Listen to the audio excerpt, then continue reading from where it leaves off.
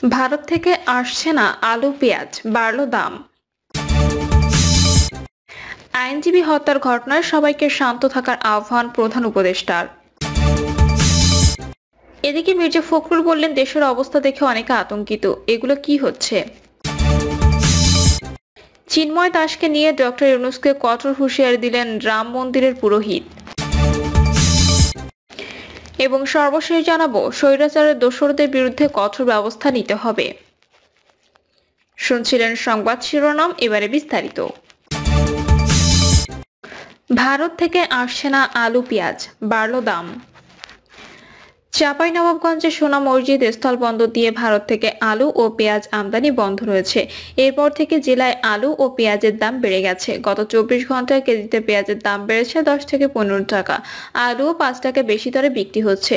শিবগঞ্জ কাঁচা বাজারের পেঁয়াজ ব্যবসায়ী আনারুল ইসলাম বলেন, গতকাল 75 টাকা কেজি দরে পেঁয়াজ কিনে 80 টাকায় বিক্রি করেছি। আজ কিনতে হয়েছে 80 টাকা কেজি, তাই বিকেল থেকে 95 টাকা কেজি বিক্রি করছি। আগামীকাল দাম আরো বাড়তে পারে। আতাউর রহমান নামে খুচরা আলু ব্যবসায়ী বলেন, আলুর দাম তেমন বাড়েনি। গতকাল বিক্রি করেছি 70 টাকা কেজি, আজ বিক্রি হচ্ছে 75 টাকায়। তবে কালকে থেকে বেশি দাম ধরবে বলে জানিয়েছেন আড়তদাররা। আরেশা ট্রেডার্সের স্বত্বাধিকারী আলমগীর জুয়েল বলেন, সকাল থেকে সোনা মসজিদ স্থলবন্দর দিয়ে পেঁয়াজ ও আলু ভর্তি কোনো ট্রাক প্রবেশ করেনি, কারণ আলু ও পেঁয়াজ রপ্তানি বন্ধ করে দিয়েছে পশ্চিমবঙ্গ রাজ্য সরকার। এখন আগের এলসি করা পেঁয়াজগুলো দিচ্ছেন না ভারতীয় ব্যবসায়ীরা। সোনা মসজিদ পোর্ট লিংক লিমিটেডের পোর্ট ম্যানেজার মাইনুল ইসলাম বলেন, সকাল থেকে পেঁয়াজ ও আলু ভর্তি ট্রাক স্থলবন্দরে প্রবেশ করেনি। আগামীতে কখন আসবে নিশ্চয়তা দেওয়া যাচ্ছে না। আইনজীবী হত্যার ঘটনায় সবাইকে শান্ত থাকার আহ্বান প্রধান উপদেষ্টার। চট্টগ্রাম আদালত প্রাঙ্গণে আইনজীবী সাইফুল ইসলাম আরিফ হত্যাকাণ্ডের ঘটনায় নিন্দা জানিয়েছেন অন্তর্বর্তীকালীন সরকারের প্রধান উপদেষ্টা অধ্যাপক ডক্টর মোহাম্মদ ইউনূস। একই সঙ্গে তিনি হত্যাকাণ্ডের তদন্ত ও যথাযথ আইনি প্রক্রিয়া নির্দেশ দিয়েছেন। বিবৃতিতে বলা হয়, জনগণকে শান্ত থাকার এবং অপ্রীতিকর কার্যকলাপে অংশ নেওয়া থেকে দূরে থাকার আহ্বান জানিয়েছেন প্রধান উপদেষ্টা। তিনি আইন প্রয়োগকারী সংস্থাগুলোকে বন্দরনগরী সহ ঝুঁকিপূর্ণ আশপাশের এলাকায় নিরাপত্তা জোরদার করার নির্দেশ দিয়েছেন। যে কোনো মূল্যে অন্তর্বর্তী সরকার বাংলাদেশের সাম্প্রদায়িক সম্প্রীতি নিশ্চিত করতে ও সমুন্নত রাখতে প্রতিশ্রুতিবদ্ধ বলেও জানিয়েছেন ডক্টর ইউনূস। মির্জা ফখরুল বললেন, দেশের অবস্থা দেখে অনেকে আতঙ্কিত, এগুলো কি হচ্ছে। পতিত স্বৈরাচার পেছন থেকে দেশ অস্থিতিশীল করার অপচেষ্টা আছে বলে অভিযোগ করেছেন বিএনপি মহাসচিব মির্জা ফখরুল ইসলাম আলমগীর। তিনি বলেন, আজ দেশের অবস্থা দেখে অনেকে আতঙ্কিত, উদ্বিগ্ন, এগুলো কি হচ্ছে। আসলে আপনাদের বুঝতে হবে, আমাদের সেই শত্রুরা যারা সামনে থেকে চলে গেছে, এখন তারা পেছনে থেকে দেশকে আবার অস্থির করে তুলছে। আমাদের সজাগ থেকে ধৈর্য ধরতে হবে। রাজধানীর একটি হোটেলে Tarique Rahman politics and policies contemporary Bangladesh শীর্ষক গ্রন্থের প্রকাশনা অনুষ্ঠানে তিনি এ অভিযোগ করেন। লেখক মোহাম্মদ জয়নুল আবদিন গ্রন্থটি প্রকাশ করেছেন নিউ ইয়র্কের উডব্রিজ। 571 পৃষ্ঠার এই বইয়ে বিএনপির ভারপ্রাপ্ত চেয়ারম্যান তারেক রহমানের জীবন, কর্ম, রাজনীতির নানা দিক তুলে ধরা হয়েছে। বিএনপি মহাসচিব বলেন, এই সরকার ব্যর্থ হলে অভ্যুত্থান ব্যর্থ হয়ে যাবে, বিপ্লব ব্যর্থ হয়ে যাবে, আমরা আবার সেই অন্ধকারে চলে যাব। তাই আমাদের অন্তর্বর্তী সরকারকে সহযোগিতা করতে হবে। তিনি বলেন, সংবাদপত্রের উপর স্বাধীন মত প্রকাশের উপর আঘাত শুরু হয়েছে, যার জন্য আমরা সবসময় সংগ্রাম করছি, লড়াই করেছি। 2001 সালে খালেদা জিয়া ক্ষমতায় আসার পর তিনি প্রথম সংবাদপত্রকে মুক্ত করেছিলেন। সংবাদপত্র সবচেয়ে বেশি স্বাধীনতা ভোগ করেছে বিএনপির সময়ে। চিন্ময় দাসকে নিয়ে ডক্টর ইউনূসকে কঠোর হুঁশিয়ারি দিলেন রাম মন্দিরের পুরোহিত। বাংলাদেশ সম্মিলিত সনাতনী জাগরণ জোটের মুখপাত্র চট্টগ্রামের হাটহাজারীর পুণ্ডরিক ধামের সাবেক অধ্যক্ষ চিন্ময় কৃষ্ণ দাস ব্রহ্মচারীকে গ্রেপ্তার করা হয়েছে। তার গ্রেপ্তারি নিয়ে অন্তর্বর্তীকালীন সরকারের প্রধান উপদেষ্টা ডক্টর মোহাম্মদ ইউনূসকে কঠোর হুঁশিয়ারি দিয়েছে রাম মন্দিরের প্রধান পুরোহিত আচার্য সত্যেন্দ্র দাস।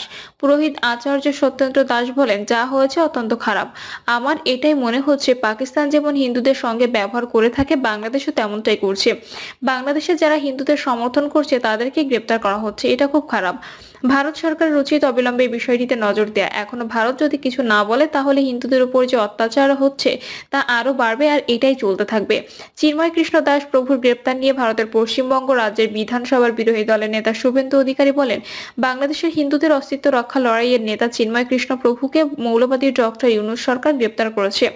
আমরা অত্যন্ত চিন্তিত, নিঃশর্ত মুক্তির দাবি করছি। মুক্তি না দিলে বাংলাদেশ ডেপুটি হাই কমিশনে বিক্ষোভ হবে। পাশাপাশি বাংলাদেশ সীমান্ত সনাতনীরা ধ্বজা দিয়ে অবরোধ করবে। বাংলাদেশে ভারত থেকে পশ্চিমবঙ্গ দিয়ে কোনো পরিষেবা নিতে দেব না। অবিলম্বে ইউনূস সরকারকে চিন্ময় কৃষ্ণ প্রভুকে মুক্তি দিতে হবে। স্বৈরাচারে দোষরদের বিরুদ্ধে কঠোর ব্যবস্থা নিতে হবে। ঢাকায় অরাজক পরিস্থিতি সৃষ্টির চেষ্টা চলছে অন্তর্বর্তী সরকার দায়িত্ব নেওয়ার পর থেকে। সরকারের 3.5 মাস অতিক্রান্ত হয়েছে ইতোমধ্যেই। এই গোটা সময়টাতে বিভিন্ন দাবি দাওয়া ও আন্দোলনের নামে সরকারকে বেকায়দায় ফেলানোর এবং গণদুর্ভোগ চরমে নেয়ার অপপ্রয়াস চলেছে পূর্বাপর। এখনো এর অবসান ঘটেনি। গত কদিন ধরে ব্যাটারি চালিত রিকশা চালকদের বেপরোয়া তাণ্ডব প্রত্যক্ষ করছে নগরবাসী। তারা সড়ক দখল ও অবরোধ করে রাখছে ঘন্টার পর ঘন্টা, গাড়ি ভাঙচুর করছে, কোথাও কোথাও বাসা বাড়িতে ইট পাটকেল নিক্ষেপ ও হামলা করছে। পুলিশ এমনকি সেনা সদস্যদের ওপর হামলা করতেও তারা পিছপা হচ্ছে না। পরিকল্পিত এই বিশৃঙ্খলা সৃষ্টি ও নাশক তৎপরতা প্রকৃতপক্ষে কারা চালাচ্ছে তা নিয়ে জনমনে বিরাট প্রশ্ন রয়েছে।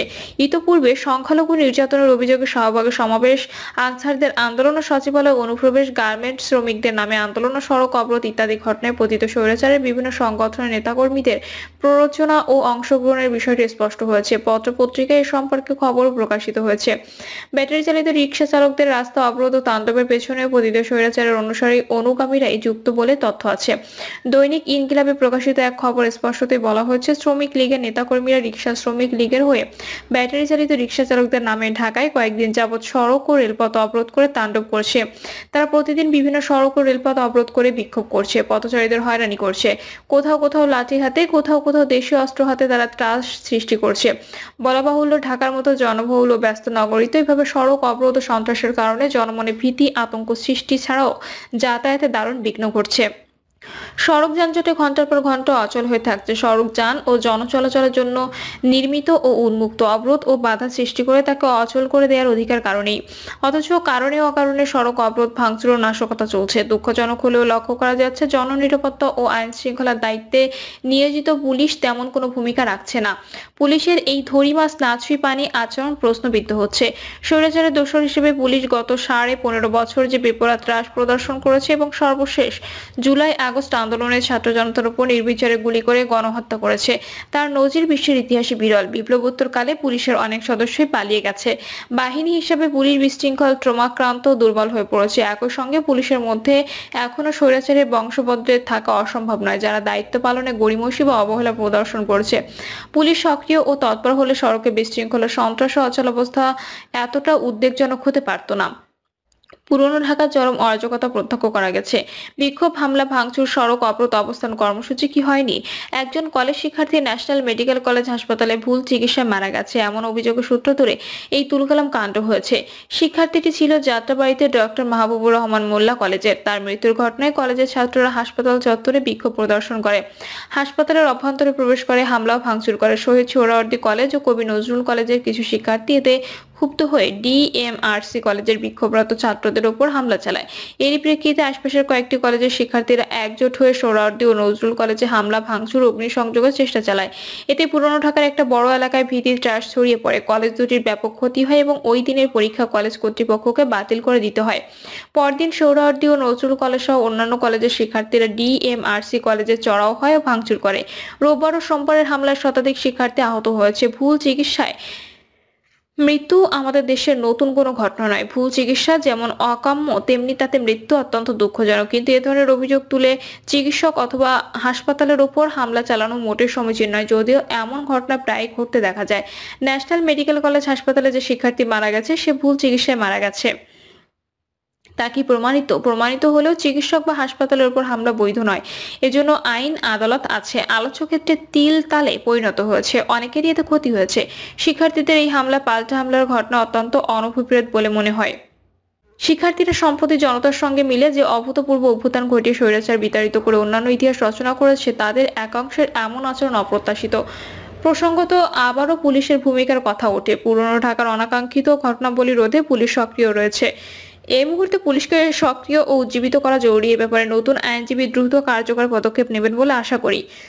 আমরা উদ্বেগের সঙ্গে লক্ষ্য করছি পতিত স্বৈরাচারের সঙ্গী সাথী, অনুসারী, দলীয় সহযোগী সংগঠন সময়ের পলাতক আত্মগোপনে থাকা নেতাকর্মীরা খুব বের করতে শুরু করেছে। সরকার সন্ত্রাসী সংগঠন হিসেবে ছাত্রলীগকে নিষিদ্ধ ঘোষণা করেছে, অথচ ছাত্রলীগের নেতাকর্মীরা দেশের বিভিন্ন স্থানে ঝটিকা মিছিল, এমনকি লাঠি মিছিল পর্যন্ত করেছে। ছাত্রলীগই নয়, যুবলীগ, শ্রমিক লীগ, রিকশা লীগ ইত্যাদিও নানাভাবে তাদের অস্তিত্ব জানান দিচ্ছে। এসব লীগ গত 15.5 বছরে এমন কোনো অপকর্ম নেই যা করেনি, মানুষকে মানুষ বলে মনে করেনি। এসব অপরাধী ও জুলুমবাজ লীগের নাম নিশানা দেশের মানুষ বাংলাদেশ দেখতে চায় না।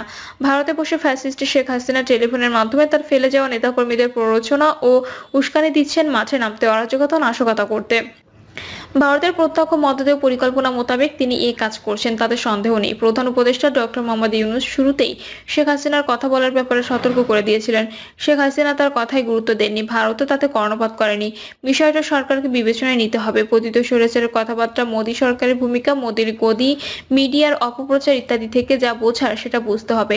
সরকারকে অজনপ্রিয় ও ফেলে দেওয়ার জন্যই যে এই যৌথ প্রয়াস, তাতে সংশয় নেই। এ ব্যাপারে সতর্ক সাবধান যেমন হতে হবে, তেমন পতিত স্বৈরাচারের দোসররা যারা বিভিন্ন ক্ষেত্রে ঘাপটি মেরে আছে কিংবা একটু একটু করে মাথা তুলছে, তাদের খুঁজে বের করতে হবে। তাদের প্রতি কঠোর হওয়া এবং তাদের অপকর্মের উপযুক্ত শাস্তি বিধানের বিকল্প নেই। প্রিয় দর্শক, এই ছিল এখনকার সর্বশেষ সংবাদ। আপডেট সব সংবাদ পেতে চ্যানেলটি সাবস্ক্রাইব করে বেল আইকনটি ক্লিক করে রাখুন।